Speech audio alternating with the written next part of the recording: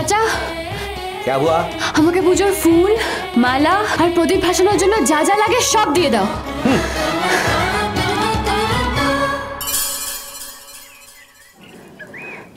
এসব সরাও না, তুমি তাড়াতাড়ি দাও, আমার দেরি হয়ে যাচ্ছে। देखो बिटिया, इसके पहले আমি তোমাকে অনেক ধার দিয়ে দিয়েছি, আর এক পয়সাও আমি তোমাকে ধার দিতে পারবো না। ব্যাস।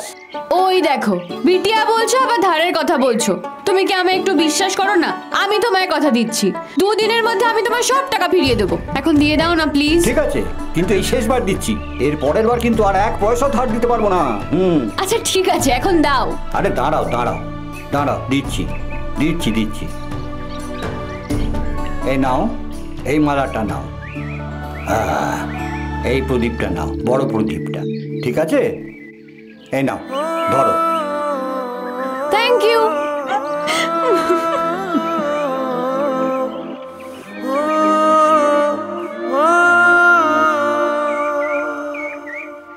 সুদর্শনা, আজকে বাড়ির পেছন দিকটা যেন খুব ভালো করে পরিষ্কার করা হয়।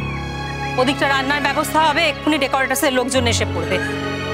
খুব ভালো করে ঝাড় দিয়ে দেবে, আমি কোনো অপরিচ্ছন্নতা দেখতে চাই না। সুদর্শনা, একটু পরেই কিন্তু সুরঙ্গমারা এসে যাবে। ওদের কাজ তো সবাইকে দিয়ে হবে না, তাই তোরা মা মেয়ে ওদের মুখে মুখে থাকবি, যাতে ওরা যা চায় সঙ্গে সঙ্গে যেন হাতের কাছে পেয়ে যায়। তোকে যে বললাম সকাল থেকে তোর মেয়েকে তোর সঙ্গে নিয়ে আসতে, সে কোথায়? আসলে ওর একটা জরুরি কাজ পড়ে গেছে আজকে কলেজে, সামনে পরীক্ষা তো, ও কাজ শেষ করে সোজা এখানে চলে আসবে। তোমার মেয়ে তো সকালবেলা প্রদীপ বিক্রি করতে যায়, এখন তো কলেজ না। প্রদীপ বিক্রি করে টাকা না পেলে মহাজনদের ধার শোধ করবে কি করে? ঠিক আছে, তাড়াতাড়ি প্রদীপ বিক্রি করে যেন চলে আসে। আর কলেজে পড়েই বা কি হবে, ও তো আর জজ ব্যারিস্টার হবে না। Hello ma'am. হ্যালো স্যার, আপনারা প্রি ওয়েডিং শুট করছেন এখানে? হ্যাঁ। তার মানে নিশ্চয়ই এক্ষুনি মন্দিরে যাবেন। আমার থেকে পুজোর জিনিস নিয়ে গিয়ে পুজো দিন, তাহলে দেখবেন মনে সব ইচ্ছে পূরণ হয়ে যাবে। এই নিন 50 রুপিস। এখানে দেখুন না কত কিছু রয়েছে, সব কিছু পুজোয় লাগবে। 101 টাকা লাগবে। এই টাকা থেকে আমি আমার কলেজের ফিস দেবো, মায়ের ওষুধও কিনবো। 101 টাকা দিন না স্যার। বরং তুমি নাও 200 টাকা, আমাদের 2টো ডালা দিয়ে দাও। 2টো ডালা? তাহলে তো খুব ভালো হবে, একটা আপনার একটা ম্যাডাম জি। এই নিন। Good morning. গুড মর্নিং বাবা। Good morning. Good morning. আয় আয় বস, তোর ব্রেকফাস্ট রেডি, বস। সৃজনী, চা কফি না জুস? আমি জুস খাবো। আচ্ছা বাবা, সুরঙ্গমা পিসিমা কখন আসবে? একটু পরেই। সবই তোর কপাল, একই বংশের 2 মেয়ে একসঙ্গে বড় হলি, আর আজকে দেখ তুই কোথায় আর সুরঙ্গমা কোথায়। সত্যি এমন কপাল তোমার, যে বাড়ির মেয়ে সেই বাড়িতেই কাজ করে খাচ্ছ। তাও তো আমরা অনেক সহানুভূতিশীল, যে তোকে আমরা কাজে রেখেছি, তোর মেয়ে নিয়ে দুবেলা খাবারটা জুটছে, তাহলে কি করতিস? সেজন্যই তো সর্বক্ষণ বাবা বিশ্বনাথকে স্মরণ করি আর বলি, ওনার আশীর্বাদেই মেয়েকে নিয়ে এভাবে খেয়ে পড়ে বেঁচে আছে।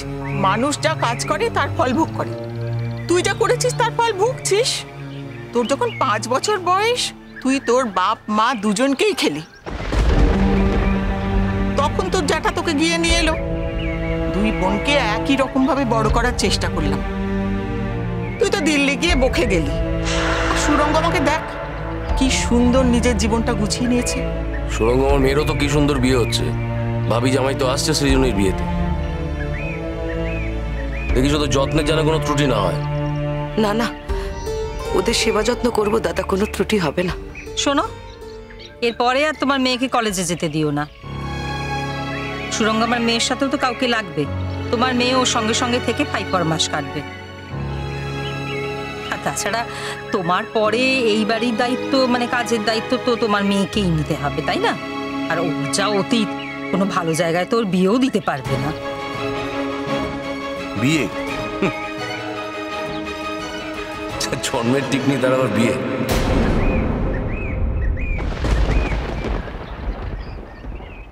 আপনারা কোথা থেকে আসছেন? কলকাতা থেকে। কলকাতা মানে হাওড়া ব্রিজ? কলকাতার রসগোল্লা আমার খুব ভালো লাগে। Bye madam, bye sir.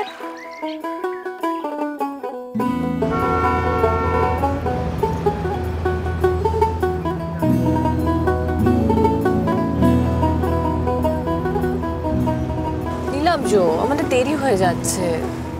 তুমি অকারণে স্ট্রেস নিচ্ছ, মোটেও দেরি হয়নি, আমরা ঠিক সময় পৌঁছে যাব। তুমি জানো আমি কোথাও দেরি করে যাওয়া পছন্দ করি না। গরিমা, তুমি মারুনুকে ফোন করে নাও। মা রিল্যাক্স, আমরা ঠিক সময় মতো ওদের পুজোতেও পৌঁছে যাব, এয়ারপোর্টেও বেনারসেও, ডোন্ট ওয়ারি। আর আমি অলরেডি আরুণকে মেসেজ করেছি। তোর মাকে আজ অব্দি কখনো রিল্যাক্স হতে দেখেছিস? She is always tensed. এত স্ট্রেস নিও না, try to relax, that will do a world of good. আমার ভুলের দায় আমার মেয়েকে দিও না দাদা। ওর তো সত্যি কোনো দোষ নেই বলো। আর আমি তোমাদের সকলকে হাত জোর করে অনুরোধ করছি, ছোট ছোট বাচ্চা ছেলে মেয়েদের সামনে তোমরা আমাকে এসব কথা বলো না।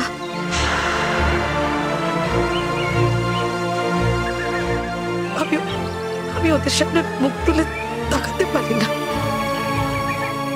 যে কাজ করেছিস না, তার জন্য সারা জীবন ধরে তোকে কথা শুনতে হবে। থাক, তোমাকে আর এখানে থাকতে হবে না, যাও ভেতরে যাও, যাও। জেগে থাকে রাত আলোর আশায়, ইচ্ছে কুসুমে মন জেগে যায়, তাতে লাগে ডানা রঙিন অপর নাচের ছন্দে জীবনের তার, বেজে ওঠে যেন ধিনাক নাতিন ঘুরের বলে ফুটল যেদিন, রোশনা রোশনা রোশনা। বুঝলে বৌমা, এই প্রথম মনসা পুজোয় আমাদের বাড়ির ছেলেমেয়েরা বাড়ির বাইরে যাচ্ছে। কি করবেন মা, গরিমার মামাতো বোনের বিয়েটা এই সময় ঠিক হলো, আমাদেরও তো কত করে যেতে বলেছিল। লালু, লালু, আরে লালু তুমি। হ্যাঁ বাবা বল। ওই আমি একটুখানি ওই মিষ্টি আনতে যাচ্ছিলাম। চলো আমি তোমার সঙ্গে যাই। কোনো দরকার নেই, ও কেন যেতে চাইছে বুঝতে পারছো তো? কেন আবার? জেঠু ভালো মানুষ, জেঠুকে হাত করে টপা টপ কটা মিষ্টি খেয়ে নেবে, তাই না দাদু ভাই? আরে আমি সেজন্য বলছি না, আমি তো বলছি ওর সুরাহার জন্য। হ্যাঁ, আমার সুরাহার জন্য। কোনো দরকার নেই লাডু সুরাহা করার। লাডু, খবরদার, তুমি তোমার বাবাকে নিয়ে যাবে না। একদম ঠিক, আমাদের মা যে কড়া ম্যাজিস্ট্রেট সে কথা তুমি আজও বুঝলে না বাবা। একবার কড়া ম্যাজিস্ট্রেট, কড়া। মা আসি বাবা, চললাম, টাটা টাটা। কি কেন চললে কোথায়? আগে ওই মিষ্টি আনতে। শোনো আমার কথাটা আগে শোনো। দেখো ওই যে আমি যে রাবড়ি খেতে খুব ভালোবাসি, এটা তো তুমি জানো দাদু ভাই। চুপ চুপ, তুমি রাবড়ি নিয়ে আসবে। আর আসলে কি জানো তো, সবসময় তো শরীরের অসুখের কথা ভাবলে চলে না, তুমি বুঝো না, মনের সুখের কথাও তো ভাবতে হয়। মনের সুখ। যাই যাই যাই যাই। रोशनाई